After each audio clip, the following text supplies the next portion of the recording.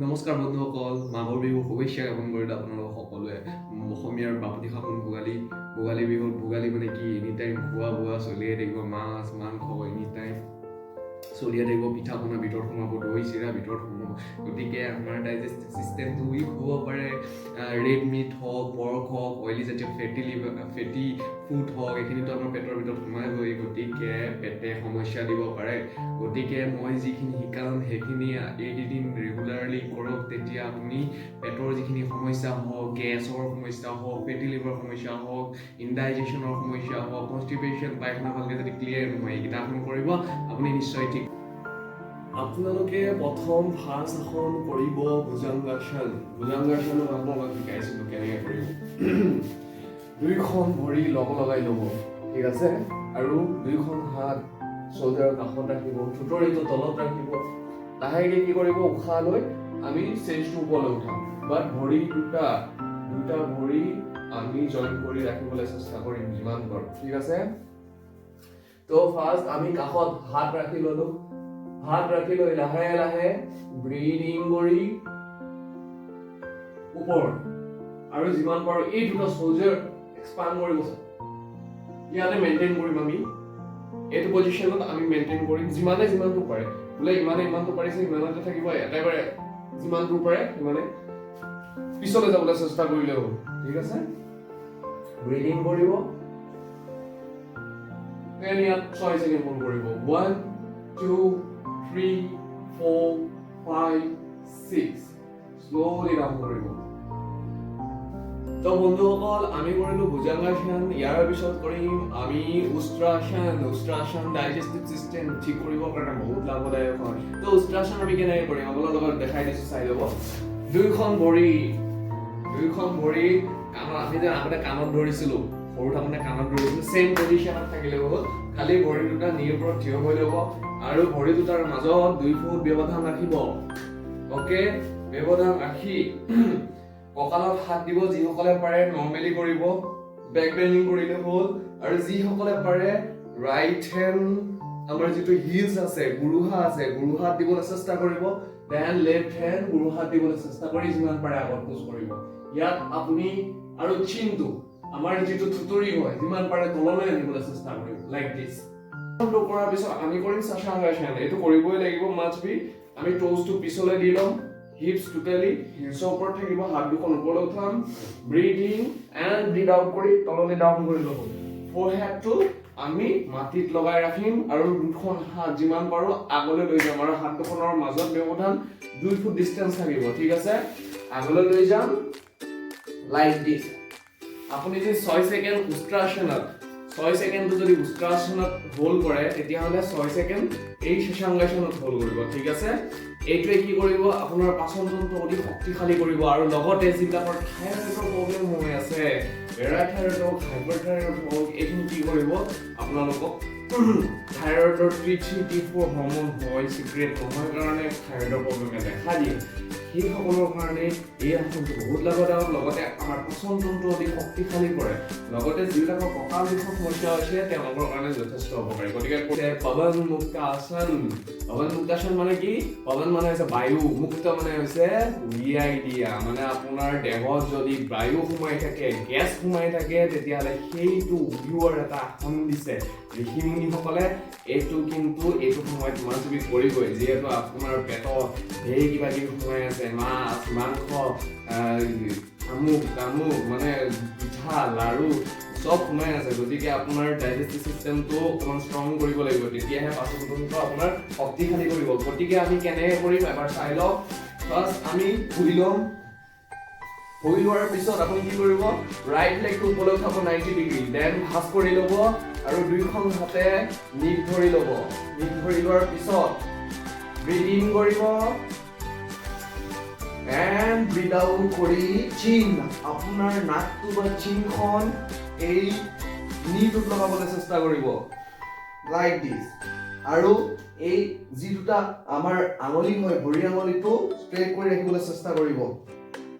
ইয়াতে আপুনি 6 second 10 second যিকোনো পজিশ্যনত হোল্ড কৰিব পাৰে, ঠিক আছে। দেন হোল্ড কৰাৰ পিছত লাহেকৈ আপুনি মূৰটো মাটিলৈ লৈ আহিব। আৰু ইয়াত ধৰি আছিলে যে এইটো ঢিলা কৰি দিব এই ধৰি থকা এইটো ঢিলা কৰি দিব সেম আপুনি ইখন ভৰিৰো কৰিব সেম প্ৰেক্টিস 90 ডিগ্ৰী আনিব ভাঁজ কৰিব ধৰিব উশাহ ল'ব উশাহ এৰি আপুনি যেটো ফৰহেড হয় এই লগাবলৈ চেষ্টা কৰিব লাইক দিস এটো মেইনটেইন কৰিব ইয়াত 6 সেকেন্ড কৰিলে ইয়াতো 6 সেকেন্ড কৰিব আৰু লাষ্টৰ ষ্টেপটো কি হ'ল এটা আছে first number stage second stage third ষ্টেজটো কি কৰিব দুইখন ভৰি ওপৰত উঠাব 90 ডিগ্ৰী ভাঁজ কৰি ল'ব দুইখন হাতে এনেকৈ লক কৰি ল'ব লক কৰি পেলাই দুইটা নিট লক কৰিব ব্ৰিথিং কৰিব এন্ড ব্ৰিথ আউট কৰি লগাব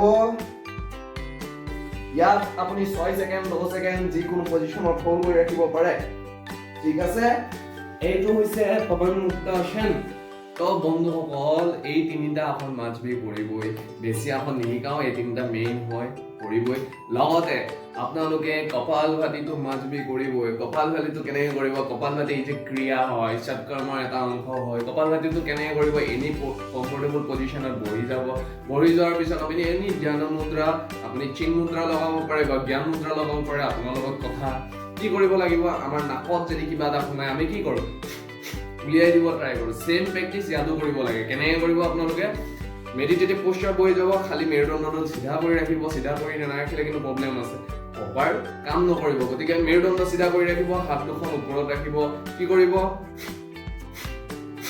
কৰবা এটা সোমাইছে নাকত আমি উলিয়াই দিব লাগে সেম কৰিব লাগে খালি কি কৰিব লাগে যেতিয়া ব্ৰিথ আউট কৰিব ঝাটকা উলিয়াই দিব আৰু পেটটো যিমান পাৰে ভিতৰলৈ সোমাবলৈ চেষ্টা কৰিব কেনেকৈ সোমাব মই চাই দিছো কৈ দিছো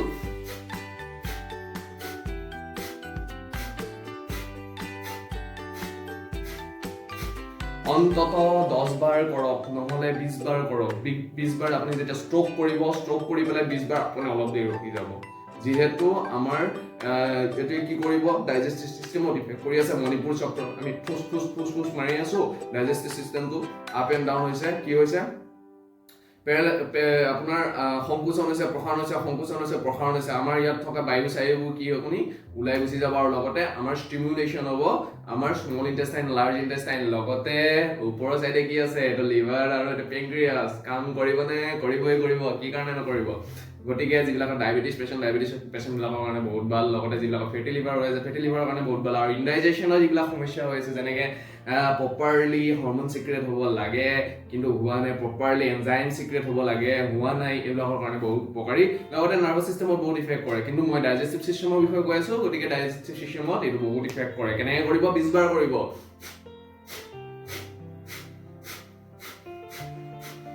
20 বাৰ কৰি যোৱাৰ পিছত অলপ দেৰি ৰখিব কাৰণ ব্লাড চাৰ্কুলেশনটো বেছিকৈ হয় ব্লাড চাৰ্কুলেশনটো বেছিকৈ হৈ যোৱাৰ লগে লগে যিবিলাক হাৰ্ট বিপি মানুহ হয় তেওঁলোকৰ কোনো প্ৰবলেম আছে হাৰ্ট বিপি মানুহবিলাকে কি কৰিব হাই বিপি মানুহবিলাকে 1 সেকেন্ডত এবাৰকৈ কৰিব এবাৰ কৰিলে 1 সেকেন্ড ৰখিলে এবাৰ কৰিলে 1 সেকেন্ড ৰখিলে জাস্ট তেনেকৈ নৰমালি কৰিব আৰু 20 বাৰকৈ বেছি নকৰিব যেহেতু আমাৰ ব্লাড চাৰ্কুলেশনটো বেছিকৈ হয় আৰু বেছিকৈ অভাৰ ব্লাড চাৰ্কুলেশন হৈ গ'লে অকণমান দিগদাৰ হয় গতিকে অকণমান ডমিনেট কৰিবলৈ চাব আকৌ 3 সেকেন্ড 4 সেকেন্ড ৰখাৰ পিছত আকৌ 20 বাৰ আৰম্ভ কৰিব ঠিক আছে এটো কৰিবলৈ নাপাহৰিব তো আৰু এটা ক্ৰিয়া আছে বন্ধুসকল যাক কোৱা হয় বামানভূতি যোগাত কোৱা হয় বামানভূতি সৎকৰ্মৰ এটা অংশ বামানভূতিটো আপুনি কেনেকৈ কৰিব মই দেখাই দিছো মানে মই দেখাব নোৱাৰিম বাছ আপোনাক ইনষ্ট্ৰাকচন দিব পাৰিম কি কৰিব এটা কুহুমীয়া গৰম পানী কেই গিলাস খাব অন্তত 4 গিলাস কুহুমীয়া গৰম পানীৰ লগত আপুনি এড কৰিব সল্ট এটো কাৰণে এড কৰা হয় যাতে আমি পানীখিনি খাই দিয়াৰ পিছত পানীখিনি শোষণ নকৰে এইখিনি কি কৰিব পেটৰ ভিতৰত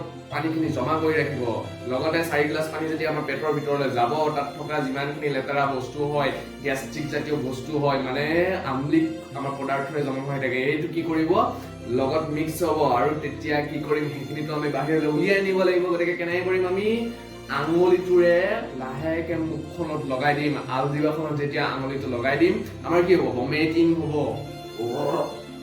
হ'ব আৰু ভমিটিংৰ যোগেদি আমি সেইখিনি বাহিৰলৈ উলিয়াই দিম গতিকে একদম সিম্পল টেকনিক হয় আপোনালোকে 4 গিলাস পানী খাব পানীখিনিৰ লগত খালি আপোনাৰ ইচ্ছা অনুসাৰে নিমখ অলপ মিহলাব টেষ্ট অনুযায়ী নিমখ অলপ মিহলাই পেলি এইখিনি খাই দিব আৰু লাহেকে খোৱাৰ পিছত আঙুলিটো সুমুৱাই দিব আৰু ভমিটিংৰ যোগেদি আপোনাৰ যিখিনি বৰ্জিত পদাৰ্থ আছে ষ্টমাক ৰিজনত আমলিক পদাৰ্থ জমা হৈ আছে যিবিলাকে আপোনাৰ গেছৰ কাৰণ হৈ আছে সেইখিনি লাহেকে বাহিৰলৈ ওলাই আহিব আৰু আপোনাৰ পেট সাফা আপোনাৰ গেছ সমাপ্ত ঠিক আছে থ্যাংক ইউ গাইজ